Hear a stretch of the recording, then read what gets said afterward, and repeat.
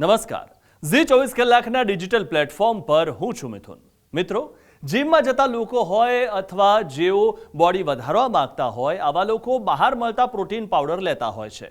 પણ શું આ પ્રોટીન પાવડર આપણા શરીર માટે યોગ્ય છે? તો એનો જવાબ છે ના. કારણ કે પ્રોટીન પાવડર ખાઈને આપણને પહેલા સારો અનુભવ થાય, પણ ધીરે ધીરે તેનાથી આપણી પાચન શક્તિ નબળી પડતી જાય છે. પહેલા ઘરમાંથી મળતા પ્રોટીનને પચાવતા આપણને શીખવું પડશે.